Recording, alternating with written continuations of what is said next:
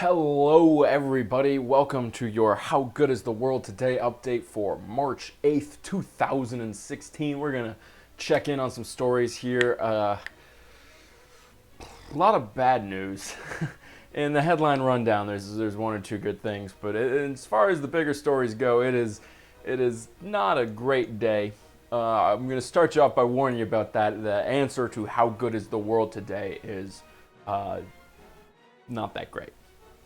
So maybe this. I just look at that look of betrayal on his face.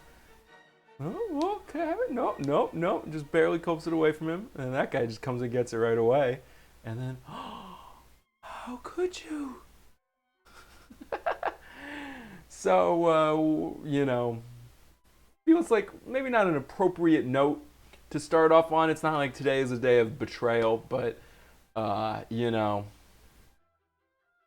definitely not a good day. So let's get into this shit, shall we? So let's start today with the headline rundown. If you have not seen this before, which you haven't because no one has seen this show yet, I keep doing it and then not liking it enough to show it to anybody. But the headline rundown is my sort of compilation of all the stories that are worth being aware of, but not worth going in depth on. So we're just going to run through real quick on this. If you want any more explanation or details, go to theglobalist.com. You can find it. There's a big blue. There's this up at the top, and you can click on any of these stories to get as much detail and information as you'd like. But for now, I'm going to run through this nice and fast for you. So, Houthis and Saudis are discussing ending the Yemen war, according to sources. For the first time, a Houthi delegation is in Saudi Arabia talking about ending the war, and fighting seems to have slowed down. The Houthis are kind of the Iranian-backed rebels in Yemen. The government is sort of aligned with Saudi Arabia. They've been fighting for a long time. Lots of dead people, lots of destruction, lots of terrible, horrible, no good, very bad things. Obama, this is one of our happy stories, so get your joy in now while you can. Obama will be paying $500 million to the UN Climate Change Fund. Republicans had promised they were going to stop him from doing that. They didn't. This is part of the Paris deals that we would pay into this. They're trying to raise like $100 billion for climate change actions, and so we've made a very small step in that direction. So good for us. Gonna stop that whole global warming thing any day now. I can feel it. Over in Israel, there was this weird miscommunication, and Benjamin Netanyahu was supposed to meet with Obama. And then kind of backed out at the last minute. He says it's because of the way the presidential election is going. The White House says it was a scheduling error. He had like a day that he could do it, and they were like, "Well, we're the White House. This is the president of the United States. Kind of a busy guy. He's busy that day. Sorry."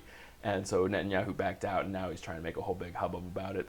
Netanyahu and Obama have not really been getting along recently. It all mostly goes back to that Iran deal, the nuclear deal, which Israel hated more than anyone because they're the ones in range of Iranian missiles. Israel owes us a lot. We give them a whole bunch of aid and protection and support and all kinds of things. So honestly, I wouldn't be too worried about pissing them off. I feel like they're kind of like a rebellious teenager more than anything. But never a good thing when allies are fighting. Similarly, on the note of allies fighting, over in South Korea, they've stepped up the sanctions on North Korea. Mostly it's an increase of degree, not of kind. So it's just like more people being sanctioned, more ships being denied entry to the port, more companies being added to the sanctions list. China doing similar things, but on a much, much smaller scale, mostly with the denying North Korean ships, the right to take harbor. That's what ships do. To port? I don't know what verb ships use for when they land on the sea part of a country, but China's not letting North Korean ones do that unless they're like on a very, very, very, very short list. Basically this is tensions escalating in the North Korea thing. It's not war, but there's a nice editorial in Al Jazeera with the headline, "Now North Korea has nothing to lose," which is basically the truth. They're still allowed to do a very small sliver of trade with China, and they're getting a lot of aid from a lot of different people. But basically, we've cut off all of their legitimate means of profit making, and kind of, they basically have two options. They could either submit and be like, okay, we'll be a normal country now, or they could, nuke South Korea and start a major, massive war. So the interesting thing here, though, is the next story we're about to cover, which is that Russia warns the North Korea over threats of nuclear strike. One of Pyongyang's few remaining allies says the country is in danger of creating legal grounds for international military intervention. So when Vladimir Putin thinks you're being too aggressive, you might want to take a look in the mirror and be like, is this the best way for me to run my country? The important thing here is twofold. Number one, like he says, they're creating legal grounds. I mean, they're threatening preemptive war. They're threatening to just nuke people, which has been grounds for going into a country and taking them over, and it absolutely could be in the future. And so he's kind of saying, like, look, guys, y'all need to dial that rhetoric back a little bit, or you're going to wind up, making much better friends than you meant to with the American military. The other side of it is sort of suggesting that should they attack, no one's really going to have their back. China might still, maybe, but honestly, I think if they were to nuke South Korea, it would not be a major war at this point. It would be an ISIS sort of situation where the whole world would unify to take out these little guys, and then we'd sort of turn the territory over to China, and they'd figure out what to do with it. So, in a sense, the North Korea conflict escalating. In another sense, the worst case scenario seems to be getting better and better and better by the day as North Korea just keeps losing friends more and more. On a similar Russia note, this is, point out at the top, this is not a 100% reliable source I'm getting this from, but Russia seems to be indicating they'd be okay with creating a Kurdish region in Syria. Now, that language is very deliberately not a Kurdish state. It is very deliberately not saying that they're going to give Kurdistan or the Kurds a country. But I believe that they are on board with this. I'm just going to read what I worked out earlier in the day. So Turkey and the Kurds hate each other, and Russia and the Kurds and the Turks don't get along very well either. So it makes sense that Russia would be supporting the Kurds. The thing is, we're supporting the Kurds, and Assad wouldn't want to, give up control over the Kurds, and Assad is a Russian ally. So that kind of makes it tricky, but the thing is, Assad is only a Russian ally because he allows them to project power over the Middle East. He's like their only real strong ally. Or not quite their only strong ally, but he's got their biggest naval base in the region, and he's one of their closest allies in the region. And so if they help Kurds get a state of their own, they become a close ally in the region, and maybe they let Russia put a military base on it, and maybe now Russia doesn't even need Assad, which is also interesting because the fact that Russia needs Assad is really what's keeping this conflict, the Syrian civil war, going. I mean, if Russia would just back down, if Russia would just say, nah, yeah, y'all can get rid of Assad, then years ago we would have gone in, taken out Assad, and put someone in who's not going to barrel bomb his people. But Russia has been standing up for Assad because they need him. And maybe in this situation where there's a Kurdish state, they don't need Assad, they back down on that argument, and we can finally get some peace here. So it's an interesting thing to game out. We wouldn't really like that solution either, because again, the Turks hate the Kurds, and they would die if the Kurds got some actual territory of their own. And we need the Turks for a whole bunch of reasons we're going to get into later. So probably this is not the first trickle of peace coming to Syria, but it's an interesting thing to be aware of. Here's a fun one. Girl, 15, raped and set on fire in India. The police arrested a 20-year-old man after he attacked a girl's home near Delhi that left her in critical condition with severe burns. So, happy International Women's Day. I would just like to take this opportunity to point out that if there are any feminists that you follow, not specifically this story, but who are talking about we're taking International Women's Day as a moment to talk about, the wage gap, or like any sort of bullshit American, closing this tiny little issue when the rest of the world is dealing with these crazy, terrible issues. I'm not saying she's like bad or wrong or anything, but just be aware that her priority, or his priority, their priority, is themselves and the people they know and the people who are close to them, and not, sort of the cause of women more broadly. Because the real fight for women's rights is not taking place in America. It's taking place in Saudi Arabia and Iran and India and places like this, where there are terrible situations that are maybe harder to solve. And there's a lot of good reasons to not be focused on that. But if you are trying to rally people behind this cause, and your concern is American women not getting, the 10% that they're not getting, even I'll give you 25% that they're not getting, you're short-sighted and not really seeing the whole scope of the problem. On a much happier note, the FCC is proposing a monthly broadband subsidy for poor people, which the proposal calls for $9.25 monthly for low-income households. I assume that's per low-income household. It's a little unclear. As part of the Lifeline overhaul. From what I can tell, it seems like this is something the FCC can do on its own. It's not like they need to get like congressional approval for the money or anything like that, and they're planning on doing it. The Lifeline program was started in 1985 to subsidize phone service for poor people, and so they're going to kind of just modernize that a little bit and be like, hey, in addition to subsidizing phone service, we're going to subsidize high-speed internet too. So that's kind of awesome. Now, there are all kinds of histories of, phone companies and ISPs being given a lot of money to do shit like this, to ramp up broadband networks, and then just nothing coming of it. So, let's not count any chickens while they're still in, like the fucking fetal stage. But still, a good little story there. German industrial production surges by most since 2009. That's fun. Output went up 3.3% in January after adjusting for seasonal swings. Not really much to say on that. Just, some good economic news coming out of Germany. Now, the downside to it, I got to give you the downside, right? I can't just tell you anything is good news. Got to give you both sides of it. Our current problem is not that there's not enough industrial production. Our current problem is that there's just too much shit in the world. So this is not going to help the commodities crisis. This is not going to, shore up the Chinese economy. It's good news for Germany, which is important because, economic weakness in Germany is bad right now. Not in the sense that they're super weak, but in the sense that that weakness is probably giving a little bit of fire to all those sort of nativist, anti-immigrant, anti-migrant sentiment. And the happier we can make Germans right now, the better off a lot of people are going to be. So good news here. Oil dips in volatile trade on producer output freeze views.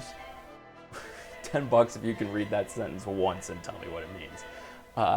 Basically, there have been rumors that a bunch of producers would agree to a freeze, but Kuwait says we're not going to do that unless literally everyone does, which means they're not going to do it, which means it's probably not going to happen.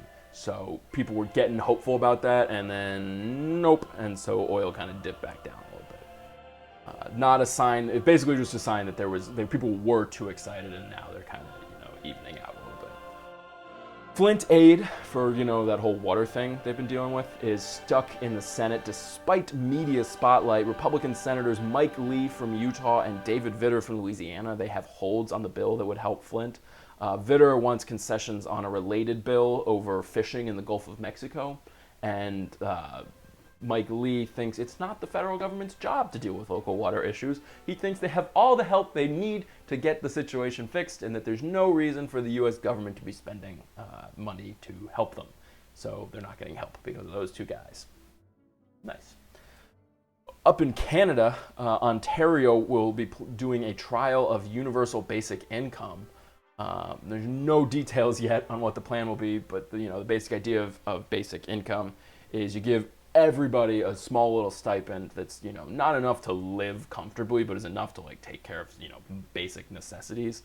And the idea is that number one, that's just a nice thing to do for people, and number two, places, cities, states, whoever spends so much on figuring out who needs welfare and giving the welfare to people and making sure it's not wasted and all kinds of weird crazy shit that has to go into welfare programs, that if you just cut all of that out and just give everyone a little bit of money, you actually end up saving money in the long run.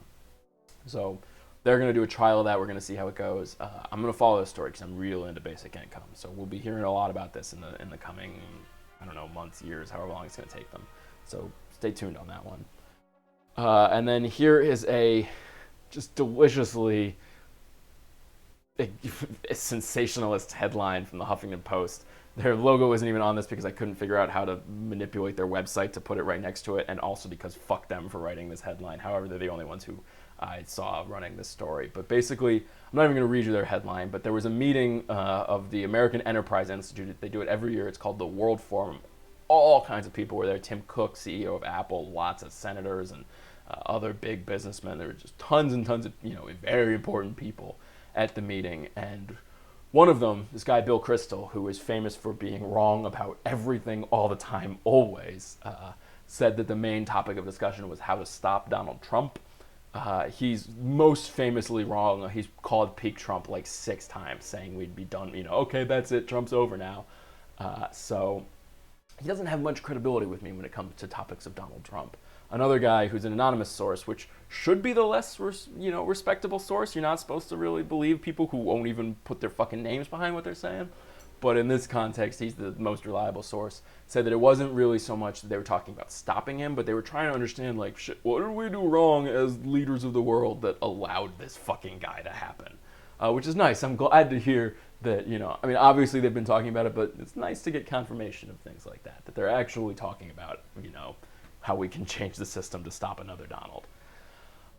Next up, Google's Project Fi mobile network now open to everyone in the U.S. This is their mobile network that it piggybacks off of T-Mobile and Sprint and lets customers pay for only the data that they actually use. So up until now, it's been invite only. Now you can just sort of sign up for it, but it's still only going to work with Google Nexus phones. So that's, very small market. But hey, that's cool. It's a cool idea, and I'm glad that it's, getting a little more play. Okay, and then last up, I just want to tell you about this, new app, social network thing I heard about this morning. It's called Shorts. It's called a social camera roll. The idea is basically, it wasn't really clearly explained how it works or what it looks like or what it does, but their goal is to get people to the point where they're sharing literally every picture they take with their phones, kind of like automatically, and you can like opt out if you're going to take like a naked selfie or, you want to just take a bunch of pictures and pick a good one. But the idea is, it's cool because first of all, this trend with Instagram and Snapchat is against like editing and moderation and against, curating and taking good pictures and just sort of like vomiting your life out into the world. And so they're just taking it to the next level, right? And but it seems cool because I take all these pictures that do actually kind of give a little window into my life. Like off the top of my head, when I go to the airport, I take a picture of my parking space. That's, I don't bother to tweet it and I don't bother to like put up Facebook posts like going home to DC or whatever. But if you see that picture, like, oh shit, Alex traveling, and you get a little window into my life. Now, the other question is, once you have, 100 friends on that network, are you then constantly getting bombarded with, this massive wave of pictures and you can't really see the interesting stuff, and does it just become this babble of inanity? And then the counter argument, do we just want a babble of inanity? Is the idea of a social network like this, like I don't go to Snapchat to, get the most fucking interesting picture I can see right now. I go to Snapchat because I'm pooping and I want shit in front of my eyes to look at. And so something like this could be really cool. So I'm going to keep an eye on this thing. I think it's a long way out from getting any kind of, traction, I think. But, remember that you heard about it here first or second or third or whatever number I am to cover this thing. Okay, so that's the headline rundown for today. You are now caught up on all of the unimportant stories in the world. Please appreciate this guy whose name is Charlie, Destroyer of Worlds.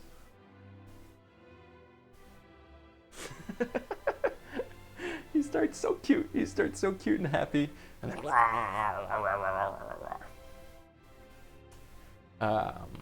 yeah.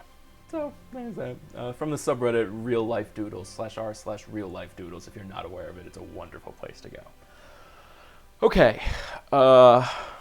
in the complete opposite sense of wonderful places to go, but in a very similar sense of, weird little guys catching on fire, let's talk about America bombing 150 al-Shabaab fighters in Somalia over the weekend, and all the various ways we need to be skeptical and angry about that. So I'm going to start here. This is just sort of the boilerplate story that you're going to see in a lot of places. It is roughly just the U.S. military position on the issue.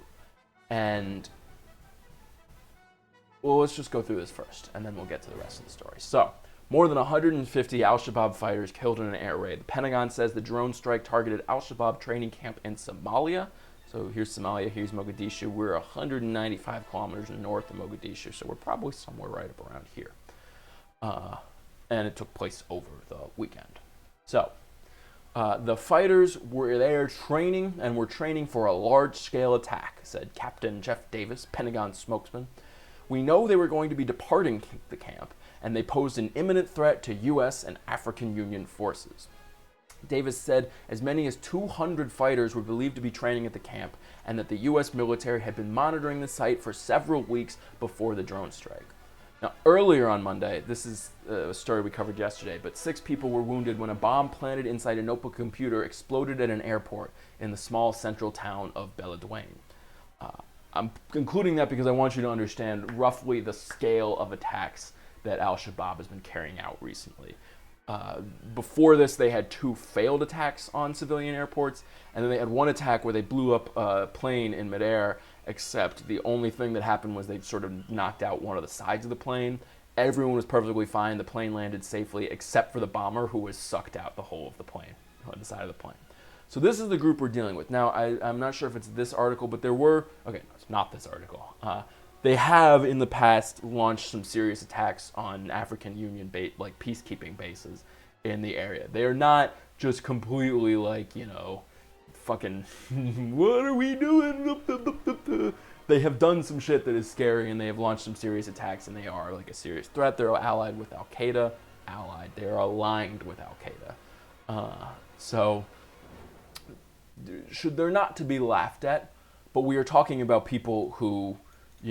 can barely pull up. This guy was caught. He managed to blow up the bomb, but they detected it. You know what? Don't quote me on that. Point is, they're not this massive terrorist army of which we need to be afraid. So, let's go to the next story, which is al-Shabaab's side of things. Now, obviously, in the same way that the U.S. military has an incentive to lie and say they killed more soldiers than they actually did, al-Shabaab has an incentive to lie and say they killed fewer soldiers than they actually did. But let's read through the story, see what we think. So, here is footage of the training camp. Remember, this is allegedly a training camp where 200 to 300 people are training. So, here you go. That's an image of it. So, a guy from al-Shabaab says, the Americans are dreaming. We never gather that many of our fighters in one place. We know the security situation. This is the military operations spokesman said. Yes, the attack happened, and it happened at the location they mentioned, but the number they are telling the world is a lie. I believe that's all I wanted to take. Oh, yeah, okay, so this is the article where they lay out all the different, African Union peacekeeping forces that the al-Shabaab has attacked. There was, a base in September where they killed 20 people. They overran a Ugandan army base south of Somalia around the same time. And then in June, they captured another African Union base in Lego and killed dozens of soldiers. So, to me, it sounds like they're putting out forces of 30, maybe 50 people, right? Because they didn't manage to keep any of these bases, first of all. They've lost all of them. They've lost control of most towns and cities in the country, but they continue to carry out attacks. Roughly, there was a video I saw estimated that they had about 9,000 members, but he said basically that was a while ago, the estimate. They were pushed out of Mogadishu in 2011. This is a group that is on the decline, not on the rise. So it's probably much, much fewer than that, and that's, this weird, that's not when you think about terrorist organizations and how many members they have, you're not talking about, with the exception of ISIS, you're not talking about a state and running all kinds of operations and shit. You're talking about guys who've sort of pledged allegiance or saying maybe they'd be available. So the idea that these guys have this is supposed to allegedly a graduation ceremony that was bombed. And the idea that they have a class of 300 soldiers graduating from terrorist camp or whatever, it seems like a little bit of a stretch. So let's keep digging a little deeper into the story, see what we can find. Okay, so the headline here is Somali cattle herder describes U.S. airstrike on al-Shabaab training camp. But this was written by Spencer Ackerman, who, if you don't know him, is one of the great sort of journalists of our time. He does a great job of sort of, showing appropriate skepticality to American military messaging. And so this article really is, a deeper look at what happened in the bombing. So, following the airstrike, angry al-Shabaab fighters started searching for what they termed spies collaborating with Americans. This is the titular herder, who basically says, it's not really worth reading these quotes. There were big explosions. It was like a burnt house. Everything turned burnt. I saw 3 burnt vehicles burnt down. Then he talks about them pulling bodies out of the thing, and he doesn't really know where they took them. So after the attacks, al-Shabaab detained about a dozen people, mostly young camel herders living in 2 nearby villages, Il Dibi and Raso, about 125 miles north of the capital in Mogadishu. I was lucky I fled the area before they started the search operation because I know there would have been a harsh backlash by al-Shabaab after they were bombed by the Americans. The Raso training facility hosted about 200 to 300 newly recruited fighters, he added. At least half of these fighters were killed. So here we get, what feels like a pretty independent confirmation of this 200 to 300 number. This guy doesn't seem to have a horse in the fight. Do we trust, this what was he, a cow herder or a sheep herder, just a herder or whatever sort? Do we trust him to, know the size of the nearby terrorist camp that he is obviously afraid of, is obviously staying away from, and, it's not like he's the supplier of camels to the base or whatever. He's just a guy in the area who's scared of these people. And this is the closest thing we have to an independent assessment of the size of the camp.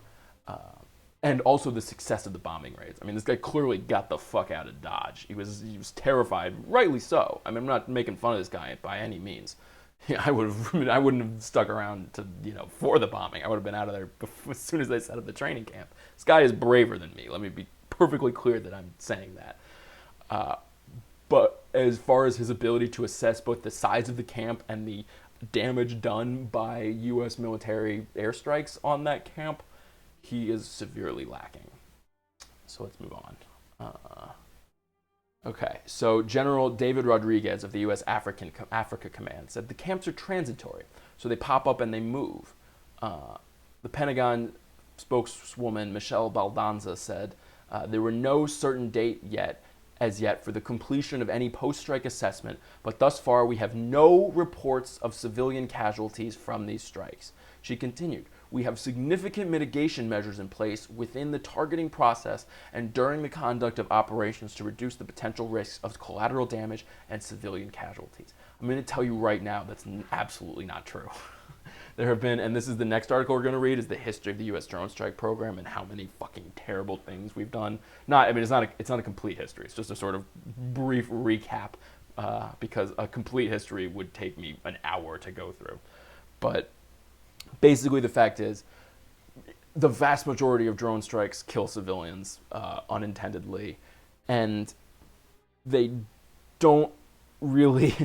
Well, let's save all that for the next story. For now, we'll just have the Pentagon saying, no, we didn't kill any civilians, and at some point down the road, we'll go check and make sure, but it's not really a priority. So that's kind of the state of things in terms of how the Pentagon is presenting this. J. Peter Pham, director of the Atlantic Council's Africa Center in Washington, told the Associated Press, the fact that al-Shabaab feels emboldened enough to gather so many together in one place, these are hardly signs of a group on the run. Which you can read two ways, right? Number one, either, yeah, he's right. These guys are ramping up. They're going to do good. They're going to, they're not good, but they're going to do their evil well. Or you can read it as, maybe these numbers aren't really accurate. Maybe there weren't 300 people gathered. Maybe it was actually a much smaller group. You think about like a group of 300. What is that? That's certainly a good-sized theater full of people. Can you? I mean, I can't picture 300 people in my mind. I don't really know what that looks like. We're going with the Pentagon claim that it was 150 fighters killed, at least. I mean, somewhere between 150 and 200. And this camel herder who says it was 200 to 300 people at this camp. So, very good reason to be skeptical of this 200 to 300 number, which then is especially good given this idea, this other reading of this quote. Okay. So now let's get to this article Glenn Greenwald wrote about the strikes and why it's important that we are skeptical of them and why it is probably right to be skeptical of them. Okay. So, nobody knows the identity of the 150 people killed by the U.S. in Somalia, but most are certain they deserved it, even without knowing who they are. So, the official story goes, the terrorists were at that very moment that they attacked, which obviously is deliberate, not a coincidence, receiving their terrorist degrees and about to attack U.S. troops when the U.S. killed them. With that boilerplate set of claims in place, huge numbers of people today who have absolutely no idea who was killed are certain that they all deserved it. As his colleague Murtaza Hussain said, of the 150 dead people, we don't know who they are, but luckily they were all bad. So this particular mass killing is unlikely to get much attention in the U.S. due to, number one, the election season obsession with horse race analysis and pressing matters such as the size of Donald Trump's hands. Two, because of widespread Democratic indifference to the killing of foreigners, where there's no partisan advantage to be had against the GOP from pretending to care. Three, the invisibility of places like Somalia and the implicit devaluing of lives there. And four, the complete normalization of the model whereby the U.S. president kills whomever he wants, wherever he wants, without regard for any semblance of law, process, accountability, or evidence. And that is absolutely not an overstatement, as we're about to get into. So, there's a few questions that Mr. Greenwald would like to ask, or things that he would like to point out. Number one, the U.S. is not at war with Somalia. Congress has never declared war on Somalia, nor has it authorized the use of military force there. Putting aside morality and ethics for a minute, what legal authority does Obama even possess to bomb this country? There isn't any. You're not coming up with anything right now because there isn't any. So basically what they have is, since 2001, the U.S. government has legally justified its we bomb wherever we want approach by pointing to the 2001 authorization for use of military force enacted by Congress in the wake of 9/11 to authorize the targeting of Al-Qaeda and affiliated forces. But Al-Shabaab did not exist in 2001, had nothing to do with 9/11. Indeed, the group has not tried to attack the U.S., but instead, as the New York Times' Charlie Savage noted in 2011, is focused on a parochial insurgency in Somalia. As a result, reported Savage, even the Obama administration does not consider the United States to be at war with every member of the Shabaab. These guys are not ISIS. They are not Al-Qaeda. They are not trying to, wage global jihad on the world. They are just the Somali, chapter of the global jihad. They are only interested in, sure, a bad thing, imposing radical Islamic law on Somalia. Absolutely not a thing that I'm rooting for. But there is no thing in there that makes them a direct threat to us, and no thing in there that really makes them, part of the authorization for the use of military force. So in the Obama administration's view, specific senior members of Al-Shabaab can be treated as enemy combatants under the authorization for the use of military force only if they adhere to Al-Qaeda's ideology and are integrated into its command structure and could conduct operations outside of Somalia. Even under that incredibly expansive view, it would be illegal to kill them merely on the ground that they were all members of Al-Shabaab, and the government thus needs a claim of self-defense to legally justify this. It is allowed under the government policy, the U.S. government policies promulgated in 2013, to use lethal force away from an active war zone, only against a target that poses a continuing, imminent threat to U.S. persons. So, this is why, depending on which side of the place you're coming down on. This is why we waited until they graduated from terrorist camp to attack them, and why we waited until they were a clear and imminent threat, or it's why we wanted to hit this target, and so we say, okay, well, let's say they were graduating and that they were posing an imminent threat. Not going to give you a ruling on, I don't know. I don't know which of these stories is true. Maybe they did just stop a major terrorist attack.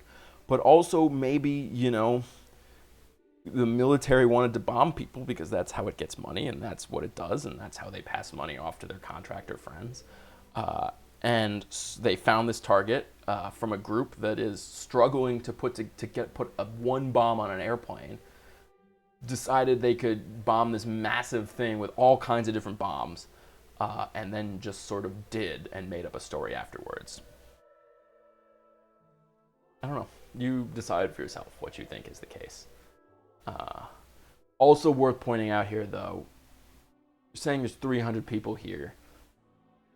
Even by the administration's own logic and reading of the law and, policy, official policy, every single person in that camp had to be, a high-level operative in Al-Shabaab determined to attack American forces, which, number one, is not the stated goal of the organization, and number two, just simply can't, they can't all be part of the command structure, and they can't all be, some of them must be, well, that's probably not a valid argument, but still, that is not what the group's official goal is, and yet the administration seems to believe that every single person in that camp was doing it anyways.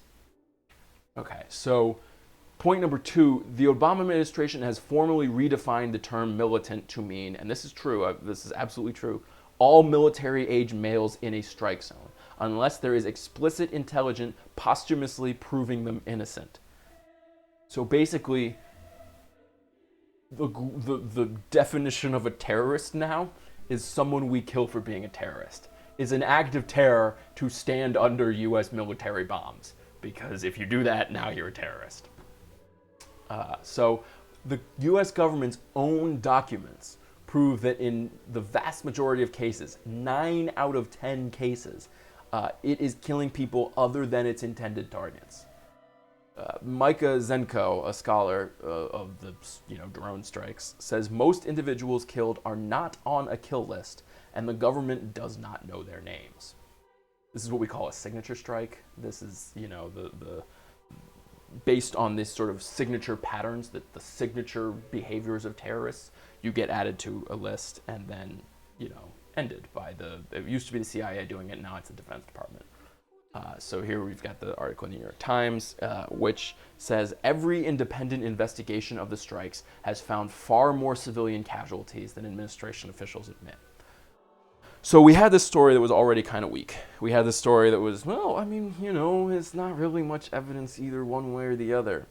But once you start looking at the history of the drone program and the history of the administration's actions in bombing people, it starts to get pretty hard to sort of fall on their side of the fence from, the other.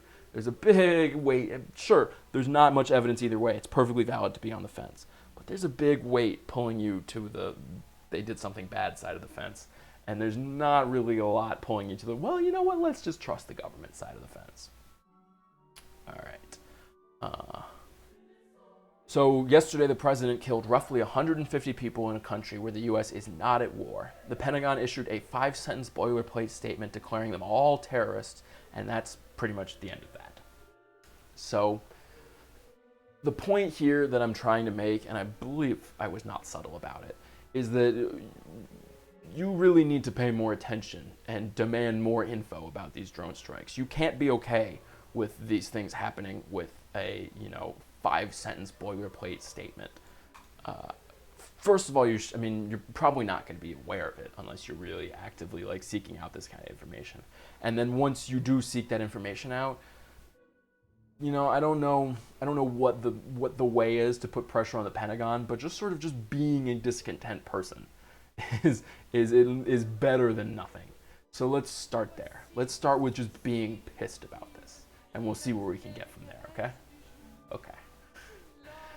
All right, let's turn to another story that is tricky. So the EU and Turkey have agreed on an outline of a one-in, one-out deal over the Syrian refugee crisis. Angela Merkel describes the Turkish proposal as a breakthrough, but says time is needed to agree to final details.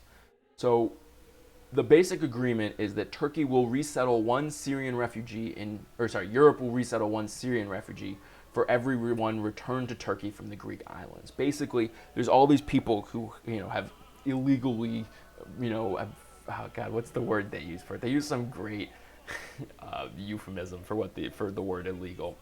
But basically, these people who have just desperately flung themselves at Europe and are now sitting in like holding pens in Greece. And Turkey has agreed, or Europe has agreed, that they'll take one Syrian who's, just doing the right thing and showing in Turkey like they told him to, in exchange for Turkey taking one of the people who didn't do that back. So EU leaders will aim to seal the deal with Turkey at another summit on 17th to 18th of March. According to David Cameron, UK Prime Minister, it's been a long and difficult evening, but I think we do have the basis for a breakthrough, which is the possibility that in the future, all refugees who arrive in Greece will be returned to Turkey. It's weird, this combination of the sort of sunny language, the flowery, yes, we've solved the problem, it's wonderful, everyone's just gonna get set back. Now, there is the point here is they're not really just sending everyone back, right? They're doing it in a way that allows people to come in legitimately. But this is, you can see here, this is the goal in their mind. The goal is not, to resettle as many of these people as possible. It's not to, ease their suffering as much as possible. It's just to cut off this bad press making desperation act of these people just sort of flinging themselves at Greece in this unsustainable, undealable with way. Cameron again, that would, if implemented, break the business model of the people smugglers and end the link between getting in a boat and getting settlement in Europe. Angela Merkel, the German chancellor, gave a strong signal that she supported we're moving on to the next part of the deal, which is where Turkey is asking for money in exchange for doing this. Angela Merkel supports doubling the aid for Syrian refugees in Turkey. They've been asked to provide about 6 billion euros over 3 years, which is twice the 3 billion that they were offered last November. Merkel says she thinks the extra 3 billion will be needed, but more time is needed to agree to the details.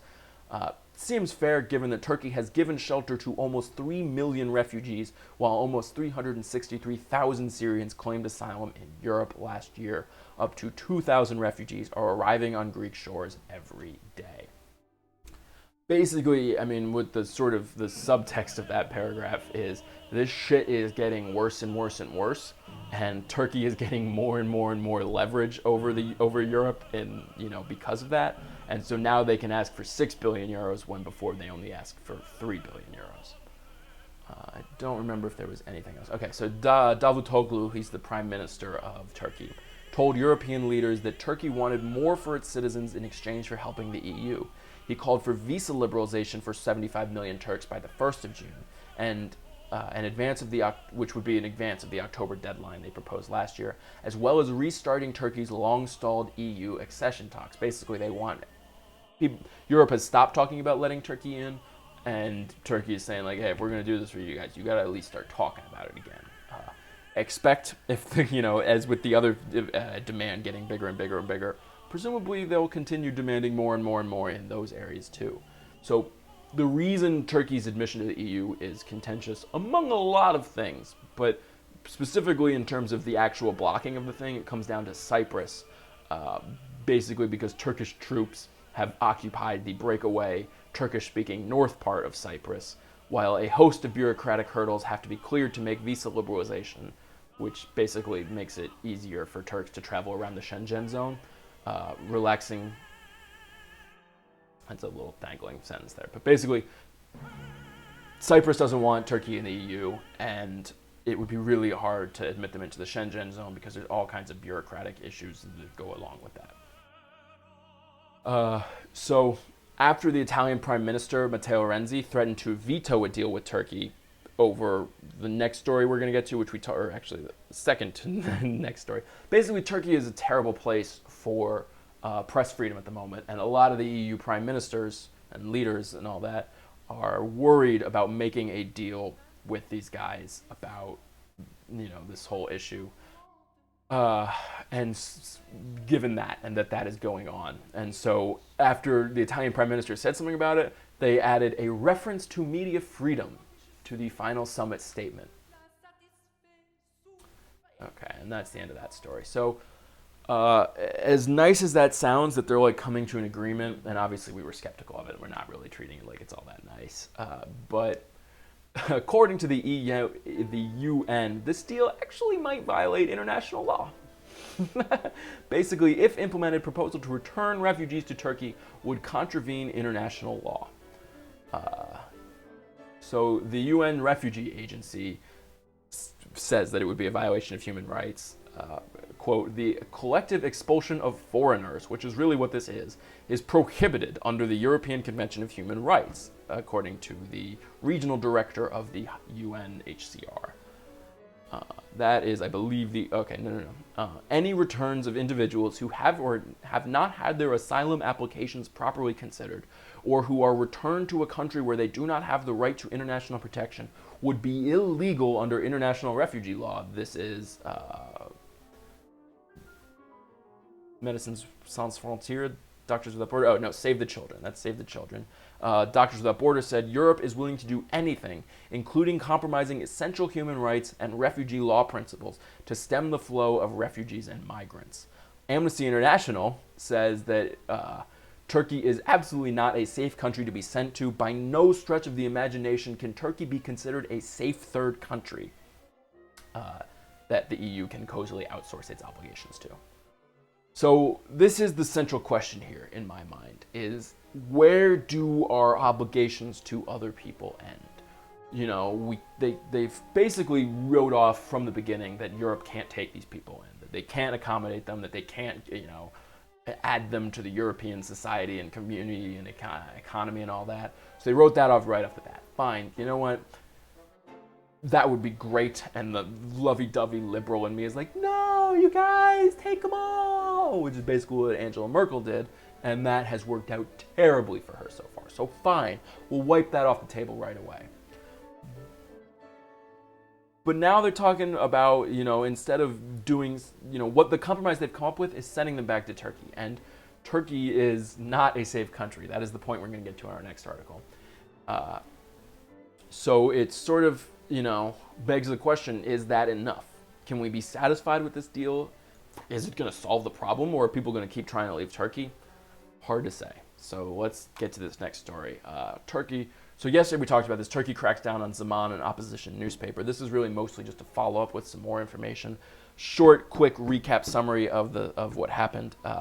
There is this newspaper. They were very critical of the government. They were the most widely read newspaper in Turkey.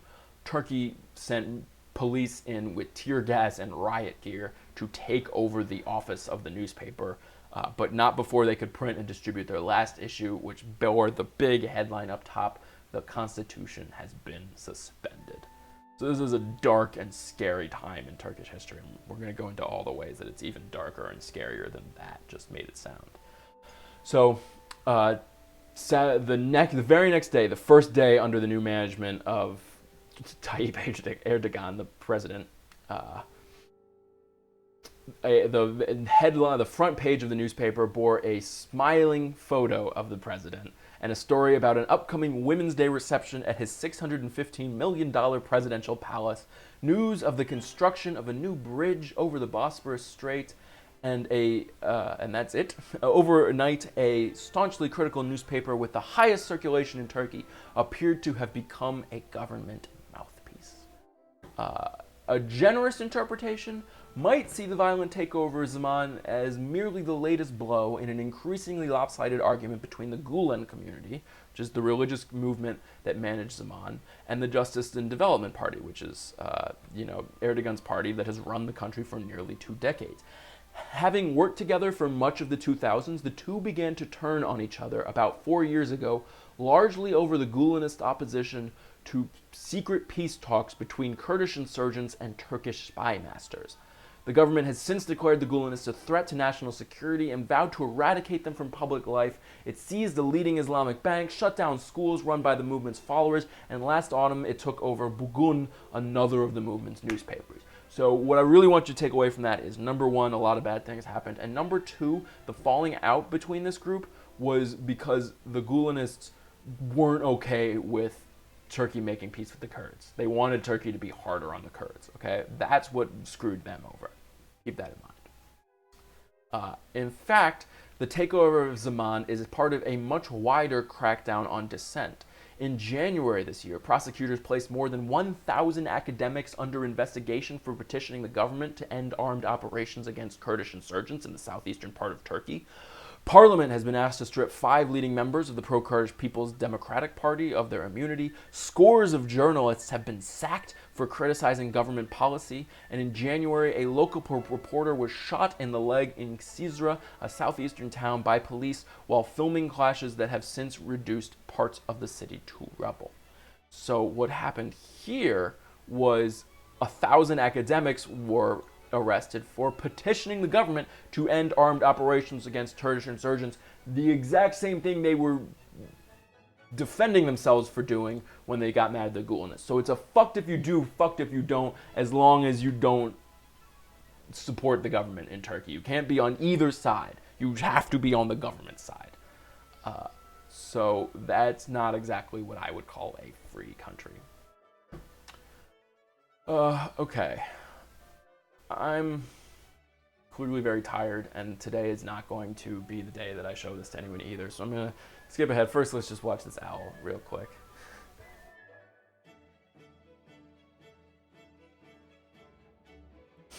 I love the way he runs off. Yeah, seems like a decent, image to show after this whole story about Turkey. So let's just run through just these headlines real quick. China reality check halts stock rally while treasuries yen rise. Basically, China got some really bad import-export data suggests that their economy is not really picking up the way you would expect it to. But we read that with the caveat that, February is already a short month, and then in China it's a week shorter because of the Lunar New Year holiday. So basically, otherwise in the economy, nothing really did anything. Trends basically continued. The major commodities rally yesterday sort of leveled off a little bit. This is dinosaur skin, which I think is fucking awesome. It's fossilized dinosaur skin. It's from this weird looking dinosaur I'd never heard of before, but I just think it's amazing to look at this and be like, damn, that's a dinosaur. The FBI quietly changes its privacy rules for accessing NSA data on Americans. Not really. It's still classified. We don't really know how they changed it, but the interesting point here that I wasn't really aware of is the FBI is allowed to access all this data that the NSA collects. They don't have to keep records of how or when they do, and the whole thing is fucking secret. And there's a rumor that in the future they're not even going to have to go to a court for it, which I don't know if they currently are, but they're like trying to make it look like they're being better about it. But it's still the way they've written it. Seems like they're not even going to have to go to a court. They just have to basically ask their survivor. Okay, here is a fun little news clip of another owl. Nellie is my favorite. Look how calm she is. I just think that's funny. Iran launched some ballistic missiles. Not really a whole lot to it. It just sort of gets into this divide between the Revolutionary Guard and the main government. The Revolutionary Guard reports to the Supreme Leader Khamenei, not Rouhani, and so they are the ones testing these missiles. They were kind of opposed to the nuclear deal, but Rouhani sort of managed to get it done. It does not violate, according to an American government guy who is part of the Obama administration that negotiated the deal, does not constitute a violation of the nuclear deal. However, it does violate a UN Security Council resolution banning these kind of missile tests. And then finally, I want to get to this story about how China is sort of hinting they're going to be building these global military bases, putting into Djibouti a logistics facility which fulfills international obligations to protect shipping off the Horn of Africa. China has hinted that it is planning more global military bases after setting up a logistics center in Djibouti, a move some analysts view as Beijing's attempt to wield more global influence. Djibouti, strategically located at the southern entrance to the Red Sea on the route to the Suez Canal, is already home to United States and French bases, while other navies often use its port. China is building the logistics facility there to support its anti-piracy operations in the waters off Somalia and Yemen. Beijing has been keen not to call it a military base, but state media increasingly uses this language to refer to it. So, I got all riled up when I read this morning. Now I'm fucking done. But basically, the reason we're worried about the South China Sea, the reason we worry about China is that whoever controls the sea and who controls trade controls the world. They get to set, the rules companies have to abide by. They get to set the rules governments have to abide by, or else we sanction them. I mean, that's what's happening to North Korea. It's what happened to Iran. Controlling trade and things like this, being the one who stops piracy is how you run the world. And China's being delicate about it. They're not, diving in head first. They're not even really admitting that they're doing this. But they are making moves to be that person. And sort of the position I got to this morning was there is a war coming. We are going to be on one side of it. China is going to be on the other side of it. Probably Russia will be on their side. Iran might be on their side. We might manage to swing them over. Whichever side Iran is on, Saudi Arabia is going to be on the opposite side. There's this big-ass war coming. And we need to start thinking about what we want our side to be and what we want our side to represent. Because, I just read you all those stories about us doing terrible things. And if I'm stuck choosing between our terribleness and the Chinese terribleness, that's not a future I want to live in. So let's, be better about that. Okay, all right. I'm done with this fucking terrible episode. Here's what happens when you pour molten lead into water. Not molten lead, molten salt, I think it was. Boom. All right, peace out, guys.